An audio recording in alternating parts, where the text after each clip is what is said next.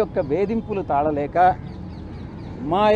నాకు అప్పట్లో నా నాయకుడైనటువంటి జగన్మోహన్ రెడ్డి గారి మనసులో స్థానం లేదని గ్రహించి వేదన చెంది నేను పార్టీ వీడడం జరిగిందే తప్ప వేరే ఏ కారణం కాదు.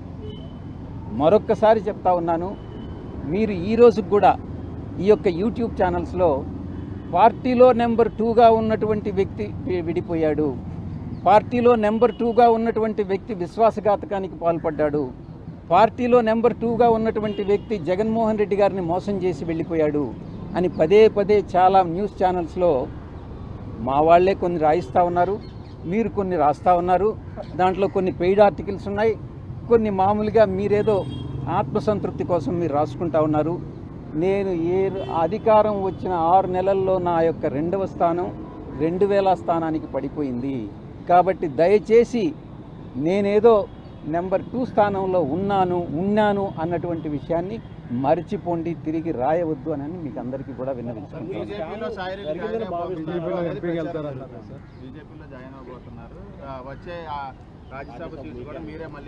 ఇంకోటి కూడా, మా ఏ సాక్షి అయితే నేను ఛానల్ పెట్టానో మొదటి నుంచి కంపెనీ ఇన్కార్పొరేషన్ నుంచి లాంచ్ వరకు నేను చూశాను. అదే సాక్షిలో ఎవరో ఒక అతను చెప్తా ఉన్నాడు, ఆ ముసలివాడు వ్యవసాయం చేసుకుంటానన్నాడు, వీడికి ఈ రాజకీయాలన్నీ ఎందుకు అని ఏదో వ్యాఖ్యలు చేశారు. కేఎస్ఆర్ లైవ్ షో అనుకుంటా.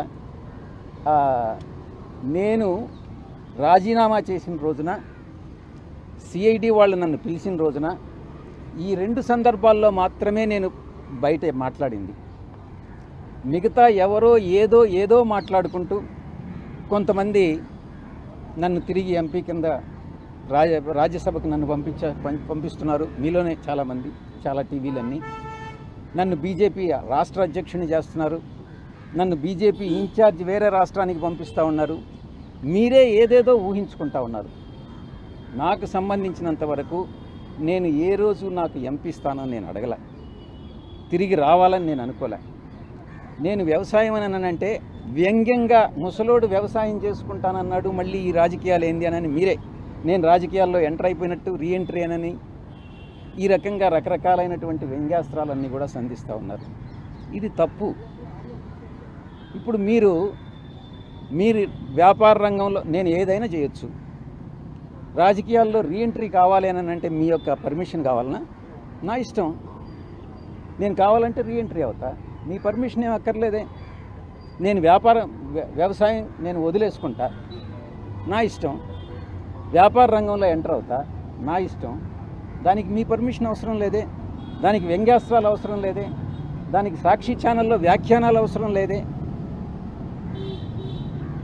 నా వరకు నేను చిత్తశుద్ధితో ఏదన్నా ఉంటే నేనే చెప్తా ఉన్నాను. నేను ఎంపీ పదవి తిరిగి ఆశించలేదు అని నేనే చెప్తున్నాను. అలాంటప్పుడు మీరు ఎలా రాస్తారు ఇవన్నీ? So thank you very much. ఇంకా స్కామ్ అసలు జరిగిందా జరగలేదా, అలాగే దీని వెనక ఒక బిగ్ బాస్ ఉన్నారని చెప్పి విస్తృతంగా ఒక ప్రచారం అయితే జరుగుతుంది సార్. ఎవరు ఆ బిగ్ బాస్ మీకు తెలిసిన?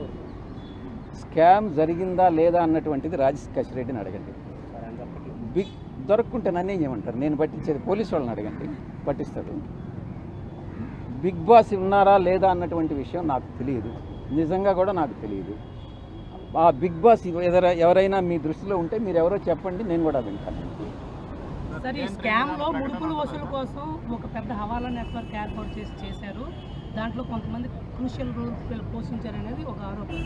ఆ విషయం మిమ్మల్ని ఏమైనా అడిగారు.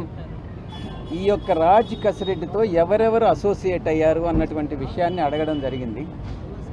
ఆ రాజ్ కసిరెడ్డితో నేను ఒక్కటే చెప్పాను, రాజ్ కసిరెడ్డి ఆయన కో బ్రదర్ అవినాష్ రెడ్డి, రాజ్ కసిరెడ్డి కో బ్రదర్ అవినాష్ రెడ్డి, రాజ్ కసిరెడ్డి మరో అనుచరుడు చాణక్య అలయాస్ ప్రకాష్, చాణక్యరాజ్, 3 కిరణ్ అనేటటువంటి వ్యక్తి, 4 సుమిత్ అనేటటువంటి వ్యక్తి, 5 సైఫ్ అనేటటువంటి వ్యక్తి, మిగతా చాలామంది ఈ యొక్క నెట్వర్క్లో ఉన్నారు అన్నటువంటి విషయాన్ని నేను చెప్పాను. నేను చెప్పింది ఇంతకు ముందే వాసుదేవరెడ్డి కానీ సత్యప్రసాద్ కానీ ఇద్దరు కూడా చెప్పిన మాటలనే నేను చెప్పాను. వాళ్ళు ఇచ్చినటువంటి స్టేట్మెంట్ ఆధారంగా నన్ను ప్రశ్నించడం జరిగింది. వాళ్ళ స్టేట్మెంట్ కరెక్ట్ అయితే ఇది కూడా కరెక్టేనని చెప్పాను. మళ్ళీ వాళ్ళు ఎప్పుడు పిలిస్తే అప్పుడు వస్తా.